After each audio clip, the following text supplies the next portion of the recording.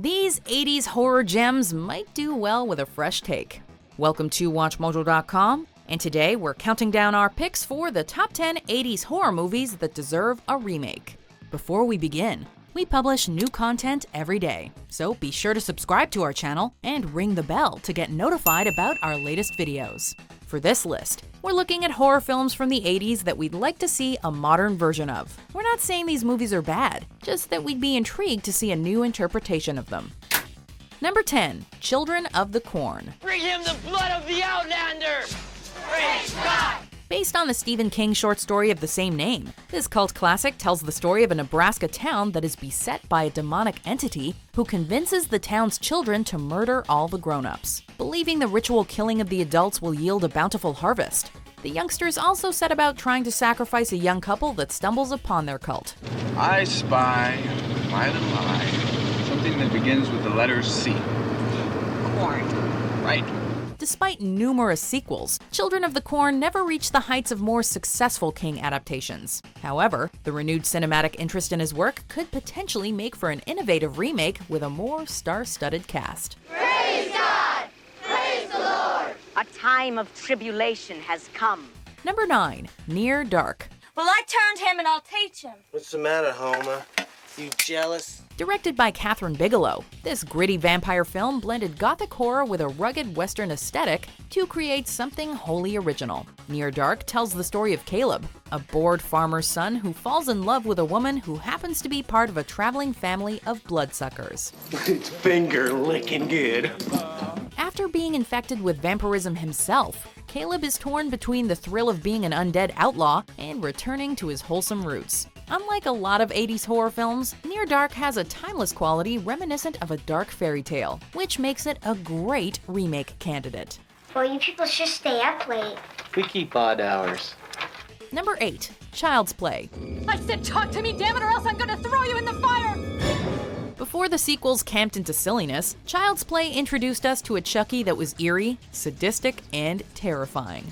After transferring his soul into the body of a good guy doll, serial killer Charles Lee Ray poses as the harmless toy while attempting to possess a little boy named Andy. Hi, I'm Chucky, and I'm your friend to the end. Heidi-ho! Despite its ludicrous premise, Child's Play succeeded in being a truly suspenseful horror film that capitalized on many moviegoers' fear of creepy-looking dolls. A modern remake could therefore reintroduce Chucky to a whole new generation and explore previously untapped themes within the Child's Play franchise that were watered down by the sequel's comedic tone. You live, do you hear me? Give me the boy! Number 7, Silver Bullet.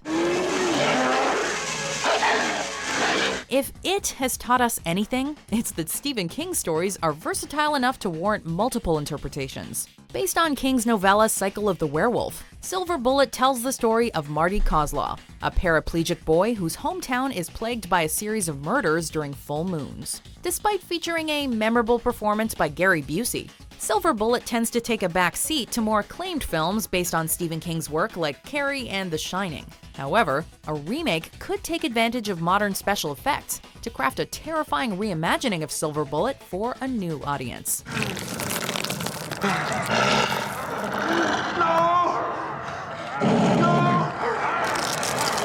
Number 6, They Live. I have come here to chew bubblegum and kick ass. A tough-as-nails rejection of mindless conformity, this John Carpenter film remains as relevant today as it was in the late 80s. They Live tells the story of drifter John Nada, who uncovers a plot by malevolent aliens to enslave humanity through subliminal messages and corporate propaganda. You gonna pay for that or what?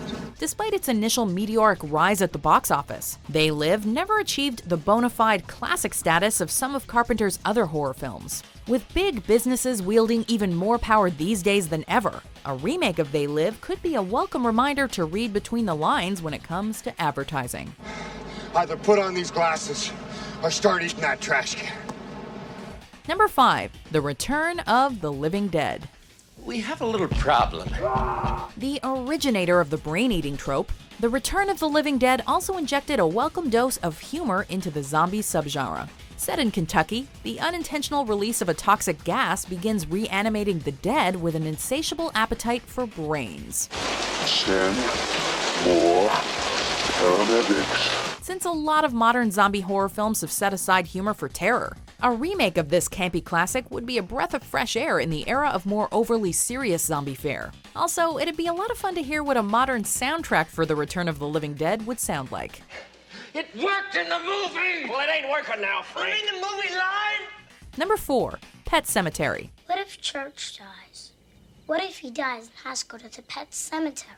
Based on yet another Stephen King story, Pet Sematary became a classic in its own right after its release in 1989. The plot follows the story of the Creed family as a series of tragedies that befall them are worsened by a supernatural burial ground. Despite a solid cast and some genuinely chilling moments, Pet Sematary didn't quite live up to the reputation of its source material as an uber-dark tale of death and loss.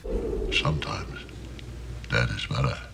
With this shortcoming in mind, a remake that isn't afraid to go to the harrowing depths that the novel went to could make for an exceptionally frightening experience. Never get out of bed again! Number 3. Pumpkinhead.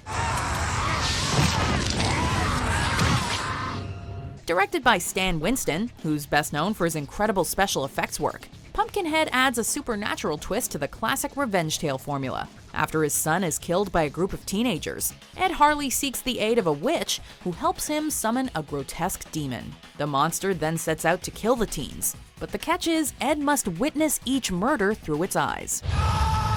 Despite its impressive effects and a remarkable performance from Lance Henriksen, Pumpkinhead only managed to attain cult classic status. However, a contemporary remake with the right cast and the right script could make Pumpkinhead a household name. It's dead. Number 2. The Lost Boys.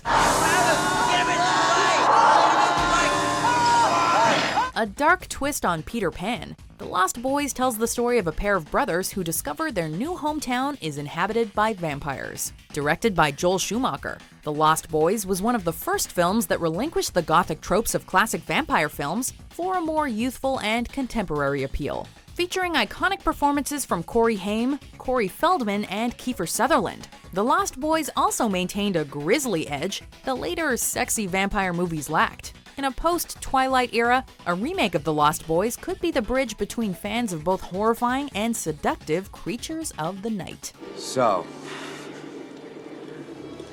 now you know what we are? Before we unveil our number 1 pick, here are some honorable mentions.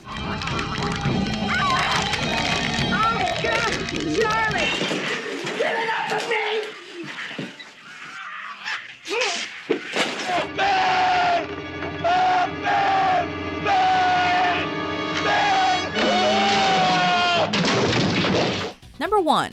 Creepshow.